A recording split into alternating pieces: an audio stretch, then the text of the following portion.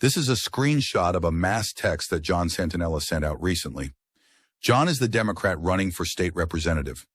I would like to point out a few things that he mentions that were not only wrong, but I believe that he knew that were wrong and chose to push them as facts in order to make a political gain. He states that last year he fought hard against dangerous cuts to our schools, and he singles out his Republican opponent, Bob Hendrickson. Last year, Bob Hendrickson was not on the town council for budget voting.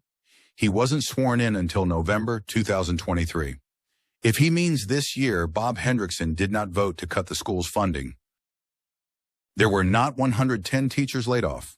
Of those that were laid off, 65.5 were teachers, 18 behavioral techs, 14 admin positions, and 5 at the Stowe Early Learning Center. Additionally, 25 people quit or retired, and there were many positions that transferred to other jobs in the school system.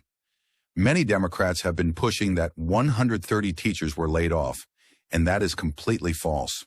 While these numbers are not good by any means, John's statement is misleading at best.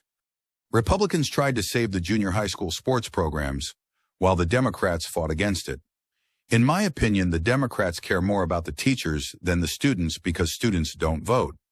Yes, some class sizes are high, however, the outrage is misplaced. The outrage should be directed at the Democrat-led BOE from the 2022 to 2024 school years, as well as the superintendent that quit after overspending the budgets and requiring the town council to bail the BOE out for $6 million. That, by the way, Bob Hendrickson voted to fund.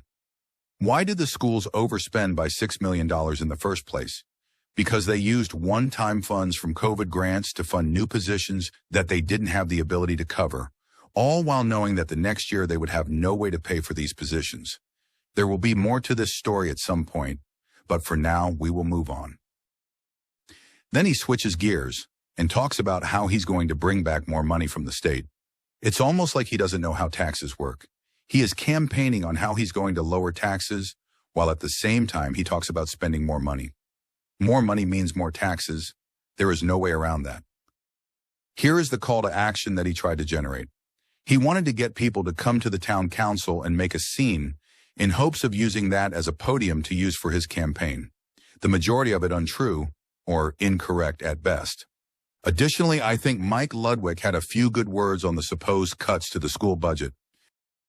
So I have to comment, and I don't want to, but I want to just, when it comes to, in my opinion, language that is used is important. Whether you agree with the council, whoever's in charge, the Enfield taxpayer, so I'm not going to talk about the council, has supported education over a number of years. So I'm going to go back to when the taxpayers approved the new gyms for all the elementary schools back in 2000, I think it was 4. I apologize, my year's wrong. They approved, everyone knows about the high school, the middle school. The state of Connecticut, when I first took over as mayor, cut our budget $8 million, which was the ECS cost grant in 2016. The state of Connecticut cut the cost grant, the fund that covers the school. The town of Enfield, both Republicans and Democrats, cut the town side budget. We left the board whole. Not one program was cut, not one, so they could finish the year.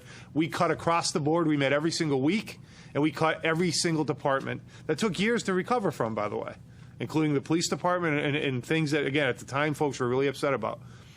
The taxpayers approved the high school. They approved the middle school. We did not cut anyone's budget. We can't legally cut anyone's budget. State doesn't allow us to. We cannot. So if you want to say we didn't give them as much as they asked, that's a fine argument.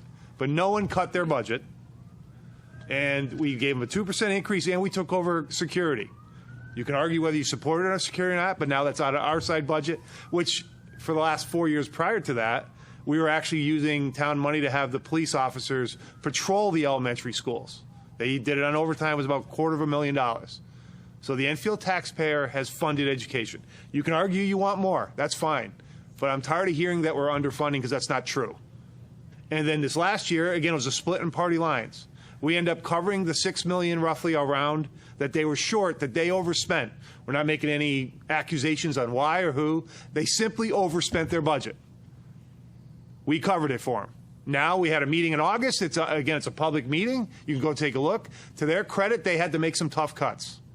But now they actually have a small surplus in a contingency fund that the board has on their own, which prior councils allowed them to have that. So they have 2% that contingency in their budget that they can keep and they can spend any way they want. By us covering it and then making, by the way, to actually get to a balance, to get to a no tax increase, which I'm not going to apologize to anybody for. I don't want to pay any more taxes. I'm speaking just for myself. And I'm not going to apologize to get to a no tax increase. We cut approximately $4 million out of CIP, projects that need to get done, so we could do that and cover the $5.9 million or $6 million. I'm sorry for not having the exact number. So if you say we don't fund enough, that's a fair argument. Let's debate it. But I'm tired of hearing that we've underfunded. That's not true, because the Enfield taxpayer has funded, not the town council, the taxpayer has funded for a number of years, going back 30 years.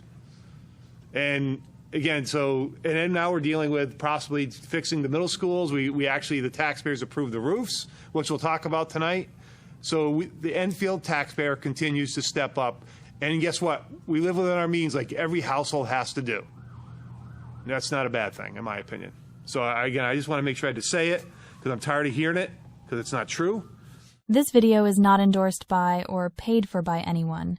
It is for informational and entertainment purposes only, and is the opinions of the Absolution CT staff and its contributors.